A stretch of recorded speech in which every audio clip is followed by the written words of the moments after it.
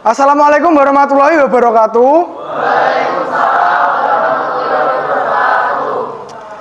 Baik, sebelum mulai pelajaran, terlebih dahulu kita berdoa semoga diberikan kelancaran dan nanti materi yang kita sampaikan, kita diskusikan bisa dicerna dengan baik. Baik, berdoa dimulai. Berdoa selesai. Sebelum mulai materi, izinkanlah saya untuk mengabsen dulu. Nah, ini yang nggak masuk berapa ini? Kok kosong? 2, coba saya absen dulu. Adinda Wafa hadir. Akbar Surya, Amelia, Andini, dan yang terakhir Widya. Jadi yang nggak masuk tadi Sita, izin, sama Areza sakit. Gimana kabar kalian hari ini? Sudah mulai pusing memikirkan kelas 12 dan PTN? Nah, tolong di-manage waktu dengan baik. Jangan sampai kalian kecolongan. Jangan sampai kesehatan kalian nanti menjadi pengorbanan. Nah, oke teman-teman. Nanti di sini saya akan menjelaskan, kita akan berdiskusi lebih tepatnya mengenai materi perang Teluk nanti.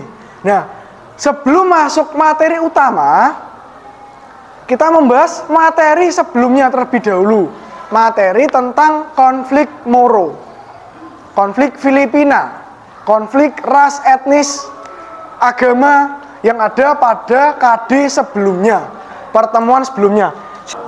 Baik, karena kita sudah membahas materi ini sebelumnya, kita refleksi pertemuan sebelumnya untuk memantik kalian supaya kalian bisa mengikuti pembelajaran. Supaya yang masih pagi ini otaknya belum panas, kita panasin terlebih dahulu. Oke teman-teman, jika kita membahas konflik Moro, konflik Filipina, kita pasti tahu konflik ini konflik yang berkepanjangan. Konflik sejak abad 15 sampai di era modern, abad 20-21 ini. Oke.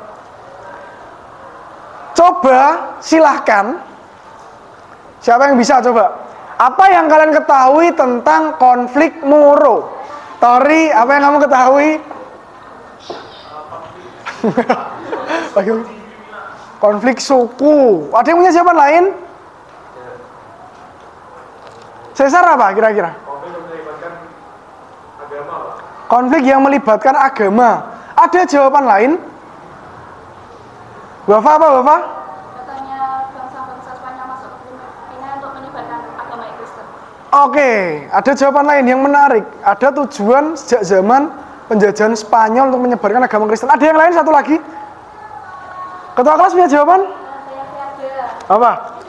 Ini apa adanya perpindahan penduduk Kristen ke tempat tinggal orang-orang Islam di Mindanao. Mindanao, betul.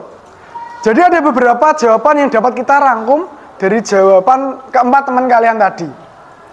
Ada yang menjelaskan konflik suku ras, ada yang menjawabkan agama, terus ada konflik sejak zaman Spanyol terkait penyebaran agama Islam, ada konflik yang bermula karena adanya perpindahan penduduk. Nah, apa sih konflik Moro itu, konflik Filipina ini? Jadi jawaban kalian semua sudah benar. Konflik Moro, konflik Filipina itu adalah konflik yang pada awalnya itu bukan konflik agama. Kenapa Pak kok jadi konflik agama? Jadi benar yang dikatakan Wafa, konflik ini terbagi menjadi tiga periode. Awalnya adalah konflik perlawanan penjajahan pada abad 15 sampai 18, kemudian melawan Amerika menuju kemerdekaan abad 18 sampai 19, kemudian adalah konflik dengan kepentingan pemerintah pada abad 20-21 ini. Yang ingin bertanya, silakan, 2-3 anak, silakan mengajukan pertanyaan kepada saya terkait pertemuan sebelumnya. Silakan, yang mau bertanya? Mau bertanya? Ya, apa, Bapak? Saya mau bertanya, mungkin untuk tadi kan belum ada perannya perannya negara Indonesia di Oh iya. Nah, saya ingin bertanya, bagaimana sih peran negara Indonesia di konflik Moro ini? Oke, peran Indonesia. Nice, bagus ya. Udah cukup, Bapak? Yang lain cukup? Nggak ada yang tanyakan lagi? Oke, cukup. Jadi gini teman-teman, membahas mengenai konflik. Tentunya dalam kehidupan sehari-hari kita pernah berkonflik, apalagi kalian. Apalagi yang badannya gede-gede, Kak Cesar, Rangga, Tori, itu diam-diam pasti pernah berkonflik. Nah, tadi sudah membahas konflik Filipina, sekarang kita akan membahas konflik yang ada di Timur Tengah. Nah, ini. Sebelum kita masuk materi tentang konflik di Timur Tengah, konflik tentang Irak, Iran, Kuwait, Amerika, konflik yang cukup kompleks hingga abad ke-20 ini. Coba dong, apa yang kalian ketahui tentang konflik? Permasalahan, ada jawaban lain? Perpecahan, pertikaian, ada lagi? Pertentangan, perbedaan, perseteruan. Oke. Ya, kan tadi saling saut, nggak terlalu jelas gitu Tori. Jadi gini, konflik. Ya benar, konflik itu pasti berhubungan dengan perdebatan sengit, pertentangan, perlawanan, ketidaksetujuan, perseteruan, persaingan dan lain sebagainya. Itulah konflik. Nah, itu simpelnya dalam kehidupan sehari-hari. Terkait konflik ini, tentunya kalian sebagai generasi bangsa, kalian ini kader-kader penerus, bentar lagi menjadi mahasiswa, bukan menjadi siswa, maha besar, siswa, kaum terpelajar. Artinya kalian nanti akan menjadi kaum intelektual yang nantinya pikiran kalian itu bukan hanya disalurkan ke dalam bidang akademis seperti sekarang ini. Bukan hanya soal belajar, menulis, berhitung, yang hanya terpaku dengan angka kuantitatif di kelas tentang hasil belajar. Tapi nanti ketika kalian menjadi mahasiswa, kalian harus berpikir terbuka, berbaur dengan masyarakat, apa yang kalian dapatkan diaplikasikan ke dalam kehidupan kalian sehari-hari. Makanya kenapa kita belajar sejarah? Dalam sejarah itu ada yang namanya pemaknaan, refleksi pertemuan sejarah. Apa yang kalian pelajari, mampu kalian implementasikan. Nanti sama. Karena setiap hari kalian nanti mengimplementasikan nilai-nilai sejarah, tentunya seakan-akan nanti kalian sadar teman-teman, mempunyai ikrar, mempunyai janji. Wah, saya sudah mengucapkan bahwa, Pak, kita tidak boleh berkonflik karena konflik itu mengakibatkan kerugian. Nah, kan berarti antara intelektual, kognitif dengan afektif kalian itu nyambung, perasaan dan pikiran itu nyambung. Nah, nanti kalau kalian menjadi mahasiswa, nanti kalian akan menjadi kaum terpelajar yang penuh aksi, seperti tokoh-tokoh kita terdahulu. Contoh Bapak pendidikan kita, Ki Hajar Dewantara. Dia mempunyai pikiran pendidikan, tapi bukan hanya sebatas teori saja. Dia membuat taman siswa, orang-orang yang kurang mampu digait, rekan-rekan saudara kita yang memiliki latar belakang khusus dibuatkan sekolah inklusif. Nah nanti itu, kalian menjadi mahasiswa bukan hanya pengekor, tapi pelopor masa depan. Konflik itu sudah wajar, asalkan ada batasannya. Contoh konflik itu nggak harus yang berat, nggak harus perang, tempur, berantem, nggak teman-teman. Itu udah bagus kalian. Berarti kalian orang-orang yang menghindari konflik. Dan buat apa sih konflik itu? Menang jadi arang, kalah jadi abu. Itu kalau sampai pertikaiannya itu sampai melibatkan fisik pertempuran. Konflik itu kecil kok, kalian nggak sepakat berdebat dengan temannya terkait misal pelajaran, pemikiran, manajemen kelas, itu udah wajar. Asalkan konflik itu nggak berlanjut. Ada dampak positif dari konflik, diantaranya adalah mendewasakan diri. Kita belajar menghargai toleransi, belajar menghargai pendapat, pemikiran orang lain. Tetapi ada juga dampak negatif. Jika konflik itu tidak reda, tidak dapat diselesaikan, maka konflik akan memuncak menjadi sebuah pertikaian sengit, adu fisik, dan lain sebagainya. Nah ini, contoh konflik dalam sejarah, dalam materi yang akan kita bahas adalah Perang Teluk. Nah, sebelum kita berdiskusi melanjutkan materi, saya singgung sedikit. Pak, apa itu Perang Teluk, Pak? Kok itu ada gambar di gurun, banyak orang, bendera Irak, ada tulisan Arab dan lain sebagainya. Apa Pak itu? Perang Teluk adalah perang yang terjadi di Teluk Persia. Bukan perangnya si Teluk, bukan. Tapi konflik, peperangan yang terjadi di negara Timur Tengah. Di area Teluk Persia, negara-negara yang terletak di Teluk Persia. Nanti juga ada sangkut pautnya dengan negara-negara Arab, negara-negara Islam. Jadi memang kalau kita bahas Timur Tengah itu permasalahannya pasti tentang peperangan, radikalisme, misal kayak ISIS seperti itu kan, teroris dan sebagainya, pasti membawa konflik agama. Ini juga. Kenapa membawa konflik agama? Nanti akan dijelaskan. Nanti kita akan membahas tentang peran Saddam Hussein. Siapa Pak Saddam Hussein? Saddam Hussein itu adalah orang yang berpengaruh di Timur Tengah, orang yang disegani, dan salah satu orang yang ditakuti dunia. Kalau kita membahas Perang Dunia II, orang yang disegani dan ditakuti adalah Hitler, betul. Kalau di sini adalah Saddam Hussein. Nah, nanti juga di sini ada hal-hal yang unik dan menarik, teman-teman. Apa Pak yang menarik dan unik? Kalau kita nanti, kalau kalian cari ya, konflik yang pertama, itu nanti ada Irak dengan Iran. Nah, Irak ini dibantu oleh Kuwait, dibantu oleh Amerika Serikat. Ada Arab Saudi, Uni Emirat Arab juga. Tetapi kok bisa Pak, pada Perang Teluk II ini malah justru Kuwait berseteru dengan Irak. Nah, lucu kan? Awalnya mereka sekutu, teman-teman, tetapi malah berkonflik. Kenapa? Nah, nanti kalian akan membahas di dalamnya. Nah, ini Perang Teluk I, Perang Teluk II, Perang Teluk III. 80 sampai 88, 90 sampai 91, dan yang ini adalah 2003. Abad 20-an sampai era modern loh, masih ada peperangan. Sebelum melanjutkan materi, tadi sudah saya singgung sedikit ya, terkait dengan Perang Teluk ini, kita refleksi pertemuan sebelumnya. Nah, agenda kita kali ini adalah kita berdiskusi. Diskusinya apa Pak? Nanti kalian akan membuat kelompok.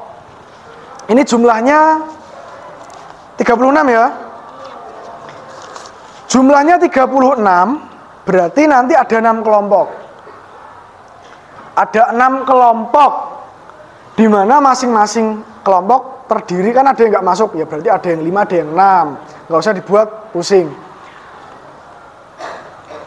Sudah terbentuk 6 kelompok, dibagi menjadi 3. Perang Teluk I 2 kelompok, Perang Teluk II 2 kelompok, Perang Teluk III 2 kelompok. Nah, nanti kalian akan berdiskusi dengan teman sekelompoknya. Kalau dapat Perang Teluk I ya berdiskusi mencari materi Perang Teluk I. Nanti kelompok terkait, misalkan Perang Teluk I kelompoknya 2 orang, berarti nanti yang satu maju presentasi, yang satu bertanya. Terus misal ada pertanyaan, Pak boleh nggak kalau nggak sejenis kelompoknya itu mengajukan pertanyaan? Boleh sekali. Nanti sama. Kelompok yang selanjutnya Perang Teluk II, satu maju, satunya mengajukan pertanyaan dan boleh disambung pertanyaan dari kelompok lain. Lalu juga Perang Teluk III, seperti itu. Kelompoknya bagaimana Pak? Kelompoknya bebas, silahkan membentuk, biar cepat ya, karena kalian udah dewasa, pasti saya paham. Kalian bisa belajar menyelesaikan konflik, pasti kalian bisa membentuk kelompok dengan adil. Silakan bentuk kelompok senyaman kalian, seadil-adilnya, sedemokratis dalam hal apapun. Saya kasih waktu kurang lebih 2 menit. Bentuk kelompok, bentar. Nah, materinya apa ini nanti? Silakan dibentuk kelompok dulu. Tempatnya bebas, di mana? Mau seperti apa? Silakan. Saya kasih waktu 2 menit untuk membentuk kelompok. Sudah terbentuk kelompoknya? Oke, yang belum menyesuaikan, disesuaikan dulu. Sini Tori, nggak apa-apa, ini satu kelompok. Kelompok sini atau sini? Oh, sini. Jadi gini, nanti tugasnya ini, terus pembagian kelompoknya gimana? Silakan ketua kelompok maju ke depan, biar adil. Nanti kita melakukan permainan kecil, home pimpa. Home pimpa, yang menang silakan memilih kelompok. Setuju? Nah, yang menang milih kelompok ya. Jadi nanti kalian dapatnya apa? Itu ya saya nggak tahu. Terus nanti kalau sudah dapat kelompok, tugasnya ini. Kan pas tuh, masing-masing kelompok ada 6 orang. Di sini ada 6 tugas. Ada latar belakang, kronologi, pihak yang terlibat, upaya penyelesaian, dampak konflik, manfaat. Pas, ada 6 orang, ada 6 tugas. Biar lebih cepat, masing-masing anak itu mencari satu subbahasan. ada anak-anak saya nggak tahu kelompoknya yang mana. Jadi nanti silakan yang menang yang memilih dapatnya mana, adil. Silakan Om Impa dulu. Om Impa dulu aja. Om Impa. Yang itu milih apa? Perang Teluk Tiga. Kelompoknya ini. Oke, Perang Teluk Tiga, silakan duduk. Siapa? Ini nanti saya kirimkan juga tambahan apa namanya? Materi, ada Perang Teluk 1, 2 dan 3 buat bahan referensi, oke? Nah, materinya saya kirim ke Sakti ya. Oh iya, siap. Oh, siap. Nanti Sakti bisa nge-share ke teman-temannya. Nah, itu buat tambahan referensi. Silakan yang lain sambil mencari.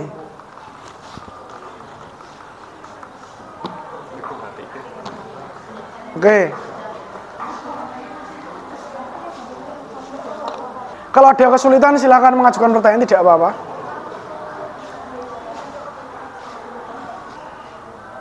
Aman? Sudah menemukan? Aman, sudah menemukan Pak, alhamdulillah. Tadi saya dan teman-teman sudah berdiskusi. Ya betul teman-teman ya. Perang Teluk 3 ya? Oh iya ya. Yang bahas senjata musnah massal ada nggak? Sakti nyinggung nggak? Nanti ada Pak. Oh nanti ada. Oke. Nanti yang mulai yang pertama dulu. Urut tadi poin tadi, biar urut sampai pemaknaan gitu. Tanya jawabnya apa? Tanya jawabnya? Ya setelah selesai. Jadi setelah selesai diajuin pertanyaan. Setelah 3 tiganya selesai, berarti nggak setiap presentasi selesai? Enggak dong, setiap presentasi selesai. Oh maksudmu? Pertanyaannya itu. Oh tiap kelompok maju kan. Setelah per kelompok itu selesai pertanyaan. Jadi bukan akumulasi, bukan. Oh iya. Gitu. Silakan kelompok 1 maju ke depan mempresentasikan hasil temuannya. Nggak usah takut, nanti kalau kurang pas, kurang lengkap, kita saling menambahi gitu. Silakan, nanti juga saya bantu kita sampaikan kesimpulan di akhir.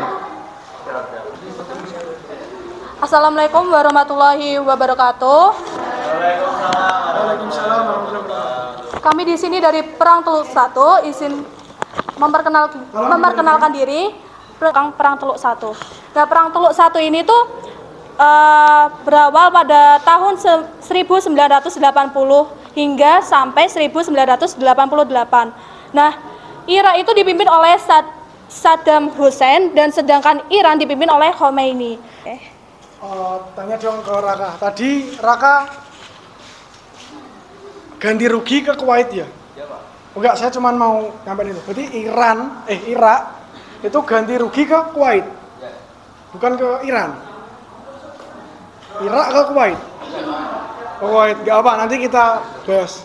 Cuman saya pertegas itu loh. Jadi nanti biar ranah kita itu masih terstruktur gitu loh.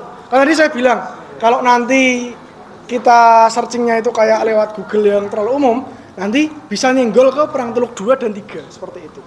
Oke, baik, terima kasih kelompok 1, tepuk tangan. Terima kasih yang bertanya. Silakan. Assalamualaikum warahmatullahi wabarakatuh. Waalaikumsalam warahmatullahi wabarakatuh. Saya hari ini akan menjelaskan dari apa itu Perang Teluk 3, yaitu adalah latar belakangnya. Jadi yang pertama-tama kita sudah disinggung dari Perang Teluk 2. Pasukan koalisi itu Amerika Serikat sudah menentukan dan di sidang nasional untuk menghimpun kekuatan bersama untuk menggempur Irak. Padahal yang sebenarnya terjadi adalah klaim palsu dari George W. Bush yang mengatakan bahwa Presiden Irak yaitu Saddam Hussein memiliki atau sudah membuat senjata massal yang sampai sekarang tidak pernah terbukti adanya senjata massal tersebut. Yang bisa kita tahu bahwa terdapat suatu kepentingan dari Amerika yang bisa dikatakan yaitu adalah mengambil resource dari negara Irak itu sendiri. Apakah sudah cukup jelas? Oh ya, terima kasih telah mendengarkan presentasi dari kelompok kami. Kami ucapkan salam. Wassalamualaikum warahmatullahi wabarakatuh. Waalaikumsalam. Tepuk tangan untuk kelompok. Baik, akan saya kupas sedikit teman-teman. Ada beberapa hal yang kita garis bawahi. Yang pertama tadi yang disampaikan siapa? Raka, ya Raka. Jadi Perang Teluk 1 itu 80 sampai 88. Irak versus Iran. Dua negara Tapi yang terlibat siapa? Irak itu dibantu oleh Amerika Serikat, Arab, Palestina, dan negara-negara bloknya Amerika Serikat. Nah, yang Iran itu dibantu seperti Libya. Uni Soviet juga ikut terlibat dalamnya. Nah, terus apa latar belakangnya? Kedua negara ini bersengketa terkait dengan perbatasan. Jadi wilayah teritorial yang belum cukup jelas, keinginan menjadi penguasa di Timur Tengah, keinginan untuk menguasai ladang minyak, dan juga asal kalian tahu, Irak dan Iran ini meskipun namanya mirip, tapi mereka itu berasal dari latar belakang yang berbeda. Itu nanti jadi pemicu. Yang Irak ini nanti dari kerajaan Mesopotamia, yang Iran ini nanti dari kerajaan Persia. Ya nanti itu adanya persaingan, perselisihan. Terus yang kedua, Irak ini golongannya adalah Sunni. Kalau yang Iran adalah Syiah. Jadi ada isu bahwa Saddam Hussein itu menangkap orang-orang Syiah sehingga Iran marah dan melakukan penyerangan. Nah, siapa yang menang? Nggak ada yang menang, betul. Tetapi memang Irak itu kalau kita baca beberapa literatur itu mengklaim bahwa dirinya lebih mendominasi. Jadi mungkin sejarah kita dan sana beda, itulah sejarah. Di sini kita berbicara tidak ada yang menang. Mungkin Irak berpikir bahwa dalam perang Teluk I loh ya, itu mereka menjadi dominator penguasanya itu. Jadi belum ada sangkutannya dengan Kuwait. Kenapa Pak? Karena Kuwait itu masih menjadi sekutu Irak. Itu ya yang perlu saya luruskan. Bukan kok Irak mengganti rugi dengan Kuwait. Berbeda dengan perang Teluk II. Perang Teluk II nanti itu adalah Irak versus Kuwait. Kenapa Irak versus Kuwait? Jadi pasca perang Teluk yang pertama, Irak itu kan tidak ada yang menang. Justru Irak mengalami kemunduran ekonomi dan politik. Karena kita tahu negara di Timur Tengah itu hanya mengandalkan hasil minyak, ya kan? Otomatis ya berbeda dengan negara Indonesia yang sumber daya alamnya itu melimpah, nggak cuma minyak. Nah mereka cuma mengutamakan minyak. Nah kalau minyak inflasi gimana? Minyak turun gimana? Nah itu yang dialami Irak setelah perang, mereka krisis ekonomi. Apa latar belakangnya? Kenapa kok bisa ke Kuwait? Yang pertama, Irak itu mengecam ke Kuwait. Gara-gara Kuwait sama Arab katanya harga minyak dunia turun. Yang kedua, Kuwait itu tidak mau menghapuskan utang-utang Irak. Irak marah. Ya. Irak itu mempunyai klaim konyol. Konyolnya apa? Ini kan perbatasan. Ini Kuwait, ini Irak. Nah, seharusnya pengeboran minyak itu kan vertikal. Tetapi Irak itu mengeluarkan sebuah gugatan kepada Kuwait bahwa Kuwait itu mencuri ladang minyak seperti ini, miring. Jadi dari dalam tanah menggunakan pipa. Nah, itu. Terus tadi ada namanya operasi badai gurun, di mana ketika Irak masuk ke Kuwait, itu Irak mengklaim bahwa wilayah Kuwait itu dimasukkan ke provinsinya Irak. Katanya mereka itu pada zaman dahulu itu memiliki satu daerah yang sama, satu nasib yang sama. Makanya Irak berani mengklaim wilayah perbatasan Kuwait. Hingga akhirnya PBB turun tangan. Kenapa kok turun tangan, Pak? Iya, karena kan awalnya sekutu, terus menggembarkan permasalahan di Timur Tengah, bahwa Irak ini mengkhawatirkan negara-negara Timur Tengah. PBB turun tangan untuk mendamaikan. Tetapi malah Saddam Hussein ini memalingkan perhatiannya kepada PBB. Justru malah melakukan pendudukan ke Kuwait. Setelah pendudukan, Amerika Serikat dengan PBB menurunkan pasukan-pasukan koalisi. Nah, beberapa ladang minyak Irak, stasiun radar radio dan sebagainya, dan juga pangkalan militer itu dibom oleh Amerika. Karena waktunya nggak cukup, silakan soal di depan ini difoto untuk bahan penilaian kalian, difoto, dikerjakan masing-masing individu, dikumpulkan, maksimal istirahat jam pertama ya. Silakan difoto. Oke, sebelum itu tolong dong dua anak refleksikan makna yang bisa diambil dari pertemuan kali ini. Apa yang bisa dipelajari? Ya dari perang Teluk 1, 2, 3 itu ya kita orang jangan suka serakah lah, apalagi ngambil haknya orang lain, ambil minyaknya orang lain. Oke, betul. Kita nggak boleh serakah jadi manusia, dan kita harus hidup sebagaimana mestinya. Jangan merasa bahwa kita di atas segala-galanya itu. Dan kita juga hidup saling demokratis, nggak boleh mementingkan ego sendiri dan harus menghindari konflik. Silakan di scan juga, nanti diisi tentang pengalaman belajar kalian di sini. Dan ini ada satu lagi, cari tahu gaya belajar kalian untuk meningkatkan hasil belajar. Nanti di sini yang auditori bisa tahu, yang visual bisa tahu, yang kinestetik bisa. Ini bisa di scan nanti diisi buat referensi kalian. Nah, bisa. Oke, silakan. Sekian pertemuan kita kali ini terkait Perang Teluk. Pertemuan berikutnya kita akan membahas mengenai konflik Bangladesh, perpecahan India, Pakistan, dan Bangladesh. Nah, sudah kita lakukan refleksi. Tadi jangan lupa asesmen atau ulangannya dikumpulkan istirahat pertama. Terus ini nanti bisa diisi untuk menguji atau mengetahui gaya belajar kalian. Sekian teman-teman. Sebelum kita tutup, mari kita ucapkan alhamdulillah bersama-sama. Alhamdulillahirobbilalamin. Kita bisa melaksanakan belajar dengan lancar. Baik, saya Alia Aulia pamit undur diri. Sampai bertemu di pertemuan berikutnya. Tetap jaga kesehatan, tetap belajar yang rajin, tetap semangat karena ini musim sakit ya. Jangan lupa terus belajar sampai bisa masuk ke PTN favorit. Saya tutup. Sekian. Wassalamualaikum warahmatullahi wabarakatuh.